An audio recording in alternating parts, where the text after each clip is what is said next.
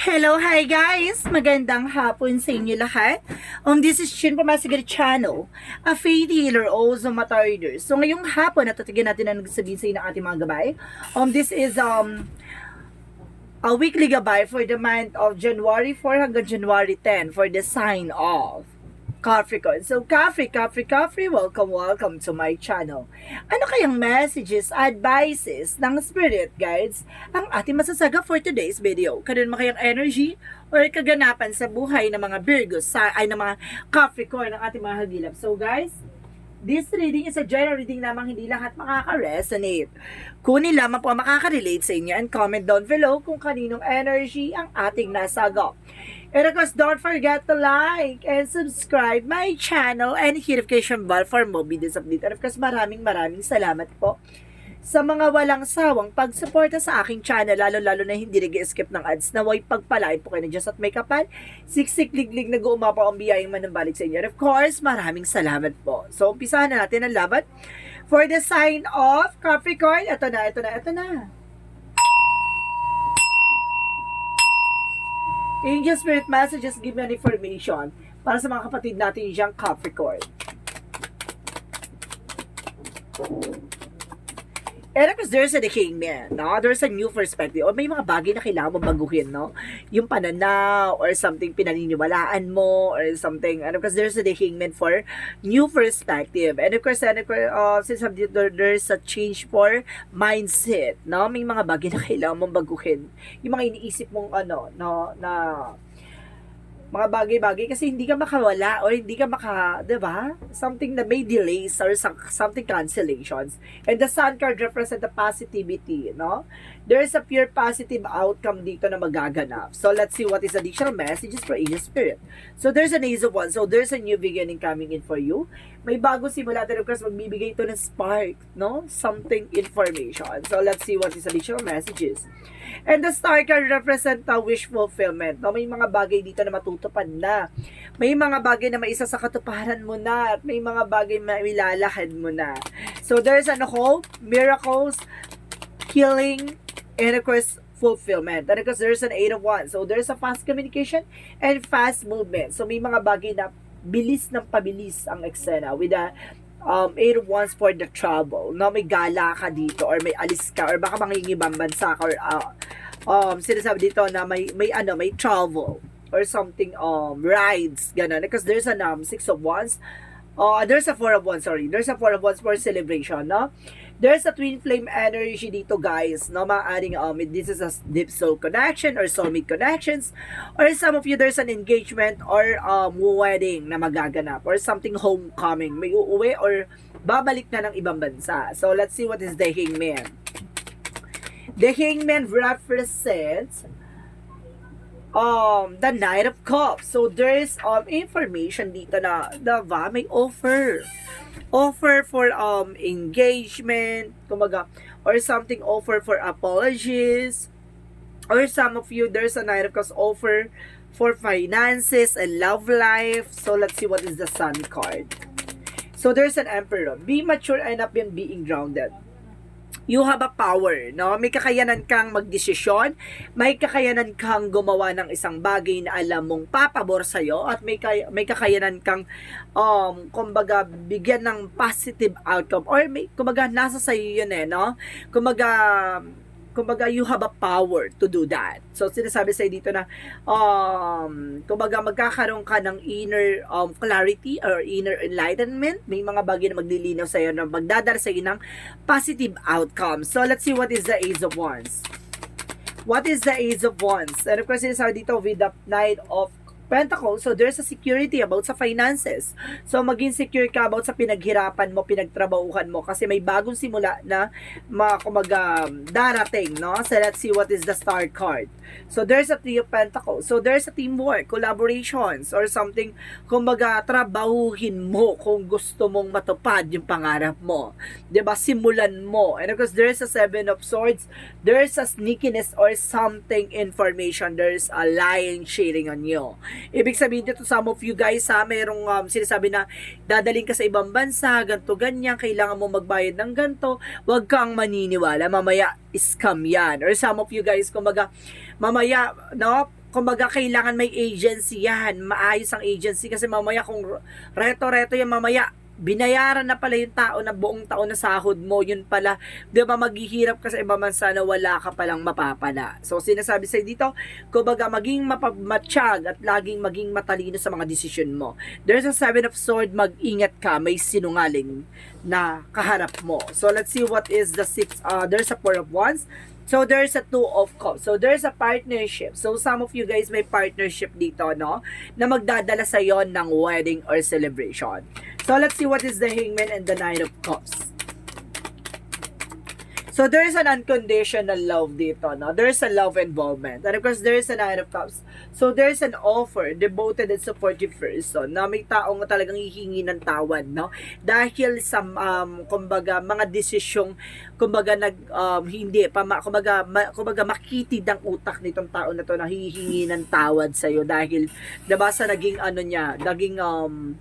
kumbaga, pakikita niya, kumbaga yung pinakita niya sa iyo, no? Hingi siya ng tawad sa pinakita niya sa yung attitudes or something, kumbaga, sinasabi ko sa iyo, may apology talaga na magaganap. So, let's see what is the Sun card and the Emperor. So, there's the Hierophant. So, there's a lesson learned. May mga bagay na dapat mong matutunan. May mga bagay na dapat mong tandaan. Lalo-lalo na yung nangyari sa nakaraan. So, sinasabi dito, kumbaga dalhin mo yan para sa kasalukuyan na hindi ka na mabubudol pa ng nakaraan mo. So, let's see what is the Ace of Wands and the Knight of Pentacles. Kung mamaya, matalinhagang salita lang yan, yun pala, paulit na naman gagawin yung dating ginagawa. And the Judgment represent a wake-up call. Para ginigising ka sa katotohanan dito na kailangan mong i-secure yung finances at pinaghirapan mo. So, let's see what is the Star card and the Three of Pentacles. And of course, guys, there's 2 of Wands. So, 2 of Pentacles. So, there's a balance. So, kailangan mo maging balance sa iyong practicality, sa finances, sa love life. So, information dito na may something healing, no, in all aspects. So, let's see what is the 8 of Wands and the 7 of Swords. So, there's an 8 of Swords. So, there's an yun nga sinasabi ko, nakapalibot sa'yo ng negativity. Maging aware ka, ha? Kasi itong nakapalibot sa'yo, kumbaga malagay ka sa alanganing sitwasyon. Kaya maging mapagmatsyag ka sa mga tao na sa paligid mo. See? Kumbaga ikaw to na nasa sitwasyon ka na napapalibutan ng mga swords or something, di ba? Pain or kumbaga traidor, mag-ingat ka lang po, ha? Paalala lang po ito ng ating angel spirit. So, let's see what is the 4 of Wands and the 2 of Pentacles. And of course, there's the Tower moment. So, there's a sudden changes. May mga bagay na magbabago na or something, big changes coming in for you. May pagbabago talagang magaganap. So, itong magbabago na to, magdadala sa'yo ng kaligayahan. So, let's see what is the outcome. The outcome is the Five of Cups. So, there's a disappointment, rejections, or something. O baka takot ka sa rejection or something ganon. At sinasabi dito with the Page of Swords, get more information, no? Getting to know each other or something, get more information. Alamin mo yung mga bagay-bagay or pasikot-sikot na eksena bago mo paniwalaan. So, let's see what is additional messages for career. For career, Angel Spirit Guide, please give me information. So, there's the Fool card. So, there's a new beginning and of course, a leap of faith. May mga bagay na magsisimula na about sa karir mo, baka magkaroon ka ng bagong negosyo, bagong kumbaga trabaho or bagong sasakyan, kumbaga it's a material thing na kumbaga bago sa iyo. And of course, there's the 4 of Pentacles. Protect your power, protect your energy. Protectionan mo ang finances mo. Huwag masyadong magastos, huwag masyadong bongga, huwag masyadong, 'di ba, yung parang engrande kumbaga pagdating sa mga kumbaga selebrasyon masyadong grande, iwasan mo yon. Magkuripot ka for this time kasi kailangan mo ngayon papasok na January, kailangan mong umpisahan mag-ipon, magtabi, mag-saving, mag-budget. So let's see about naman sa love life. Sa love life is the Wheel of Fortune. There's a destiny, no? Talaga mayroong destiny dito na talagang mamimili ka, choices, kung sino ang pipiliin mo, no? Yung mahal ko, o mahal ako. Ay, ganda mo dyan, T. So, let's see what is additional messages for health. Sa health, there's a death card. So, meron dito mag-ingat, no? Parang, there's a death dito na parang, kumbaga, kaakibat dito ang kamatayan. Kaya mag-ingat, ha? Kasi parang sinasabi dito, maaari nga magkostong, yung mga kinakain mo, maging aware ka. So, sinasabi sa'yo dito, kasi there's the moon card. Oh my God, there's a hidden agenda. So, pagdating sa health mo, may taong gumawa sa'yo ng hindi maganda para masyegi ka. Mamatay ka dito, ti. And the moon card represent, kumbaga, illusion or something, confusion or something, hidden agenda or hidden enemies, no? And the moon represent a truth reveal. Malalaman mo to, para sinasabi dito, kailangan mo magpa-check up. Pag walang findings, tas may nararamdaman ka, magpatingin ka kagad sa albularyo. Nang sa ganun, masolusyonan nyo yung nararamdaman mo. Kasi mahirap dyan yung magkaroon ng epekto, no? Yung magkaroon na ng problema sa katawan mo. Kaya kailangan, be aware and be advanced, no? Nang sa ganun, ay hindi ka mapunta sa alanganing sitwasyon. So, let's see what is the magical fairy messages. For magical fairy messages, so there's a ask for what you want. So, ibig sabihin, let the universe and other people know what you need. So, kumbaga, hayaan mo ang ating universe, ang ating mga tao sa paligid mo na malaman yung kung ano yung kailangan mo, no? Kumbaga, kailangan mo kasi ng tulong or something. So, ibig sabihin, kailangan mo na mag-vocal sa kanila, no? Hindi, wag mong kimkimin and be yourself, no? Kumbaga, mag-iano ka sa sarili mo. The situation calls for you to be your authentic self, which is the basis for your personal power. 'Di ba? Be yourself. Kumbaga, dapat alam mo sa sarili mo yung grounds mo, even your power, 'di ba? Kasi kung sa sarili mo wala kang kumbaga kumpiyansa, mahirap 'yan, ha? Kasi mahirap 'yan, kumbaga talagang kakainin ka ng lungkot at kakainin ka ng kabiguan sa buhay. So let's see what is the yin and yang oracle card. So, yin and yang oracle card, there's a party. So, there's a third party involved, no? Maaaring ang gumagawa sa'yo, it's either a third party, there's separation, longing, no? Maaaring naghiwalay kayo ng person mo, kasal kayo, nagkaroon siya ng kaharutan, or nagkaroon siya ng third party. So, suddenly, ang gumagawa sa'yo is a third party. Maaring kabit na kasawa mo or something. And of course, there's a growth, summer, na maaring, kumbaga, magkakaroon ka ng growth and expansion dito. So, let's see what is additional messages for angel spirit, guys.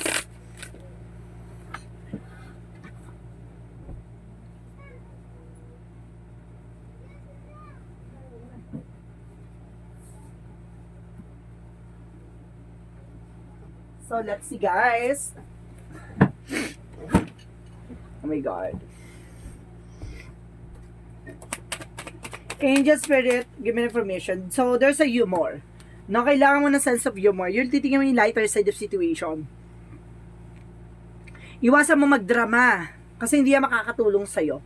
And of course, there's a service. So, kailangan mo ng something services yung trabaho mo or something kailangan mo ng service, no? Para makatulong sa'yo. So, let's see what is additional messages. Or baka nakakatulong ka sa ibang tao, services nga yung trabaho mo, or public servant. And of course, there is a soulmate. Maaaring soulmate nito ng tao na to, no? Soulmate yan. There's an instinct. Tama yung hinala mo. No? Tama yung intuitions mo. So, let's see what is additional messages. And of course, there is a music. So, ibig sabihin dito, kung baga nakakatulong daw yung music sa'yo for healing energy. And of course, there is a yoga. So, kailangan mo ng exercise. Tamang diet. Massage. So, let's see what is additional messages for Archangel Michael messages. So, there's new beginning and fresh start. So, may bagong simula dito na kumbaga mangyayari na. And of course, there's an eternal love. Meron ditong pag-ibig na, diba? Walang wakas or something, kumbaga, itong pag-ibig na to talaga ay para there's kumbaga, hanggang kamatayan, mahal nyo ang isa't isa at mamahalin mo siya. And there's a codependency. Addictions are affecting your romantic life. So, some of you kumbaga, naging cause din ng separation tong pagiging addictions niya, no? Marami kasing way ng addictions no? Addict sa drugs or something, addict sa romance or addict sa sugal or addict sa alak. Marami kasi pinanghuhugutan tong addict na to Char. So let's see what is the Montology. So let's see. And of course, there's our energy is gaining momentum. So, kumbaga, nandito ka na sa exciting part, no? And of course, the luck is in your side, no? Kung pumapabor pa rin niya sa yung sitwasyon, talagang sinuswerte ka pa rin kahit papano, no? Let's see. And of course, there's a full moon. So, there's an information dito na a truth reveal. May mga bagay na malalaman mo na at matutuklasan, no? And of course, there's a waning moon for self-inventory. So, kailangan mo mag-invest sa sarili mo, no? And of course, there's dancing boy movement, no? Kumaga, gagalaw na ang baso for you. Kumaga, may pagbabago na magaganap sa sarili mo, no? And star represent and hope. May pag-asa talaga. So, let's see what is additional messages. And of course, there's you're not alone. So, hindi ka nag-iisa, no? Ikaw lang yung nag-iisip na nag-iisa ka. So, ibig sabihin dito maraming tumutulong sa'yo sa paligid mo. Kailangan mo lang silang kausapin na sa ganun na, kumbaga, mailabas mo yung saloobin mo. And of course, there's for Chakra Archangel Raphael for healing. So, there's an healing and a healer of the ages. So, kailangan mo talaga ng healing session dito, no? So, ibig sabihin dito, maaring malaking factor to na, kumbaga, may gumagawa ng hindi maganda sa love life and career mo. And health, no? There's an health issues din. And kasi sinasabi ng Archangel Raphael, so there's a detoxification. Marami ka ng toxin sa katawan na kailangan na mai-release. And of course, avoid allergies. Iwasan mo yung mga bawal. At iwasan mo yung mga hindi mo pwedeng kainin. So, let's see what is the Jesus loving quotes. So, Jesus loving quote said, with God, all things are possible. So, pagdating sa ating Panginoon, walang imposible. And be a good comfort, your faith is maybe buo. May aring buo yung tiwala at pananampalataya mo, no? At sinasabi sa dito, kumbaga, may mga taong gagawin instrumento si God para, kumbaga, bigyan ka ng, kumbaga, advice, something to comfort ka from your, failures or something heartache, no? Or something na pinagdadaanan mo. So, let's see what is the angel's number.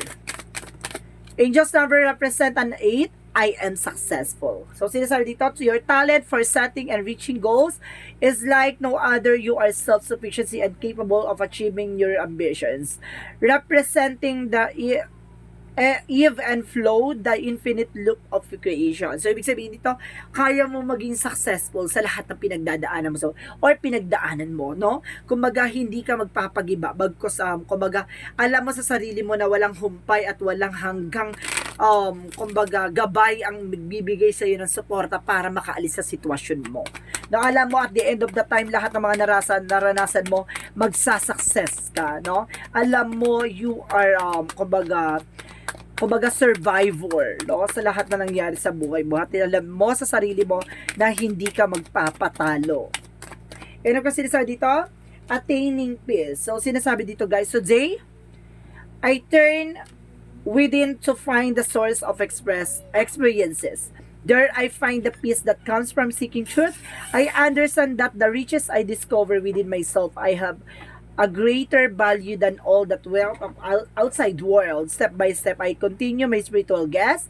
Little by little, I free myself, rising ever higher and attaining true inner peace. So, alam mo, kumaga sa lahat na nangyayari sa'yo, kumaga alam mo, nasa process of progress ka na, at alam mo na may kapayapaan na mangyayari sa buhay mo, no? Sa likod ng mga kaguluhan, mga taong nangyari sa'yo, sa paligid mo na taong gumawa ng hindi maganda against sa'yo, yung mga taong nagdulot ng, kumbaga, hinanakit at pasakit sa'yo, alam mo, at the end of the time, kumbaga, makakamtan mo ang kapayapaan. So, ibig sabihin dito, kailangan mo lang magtiwala at maniwala na, kumbaga, in God perfect time, ibibigay niya at ipagkakaloob niya yung mga bagay na dapat mong makamtan.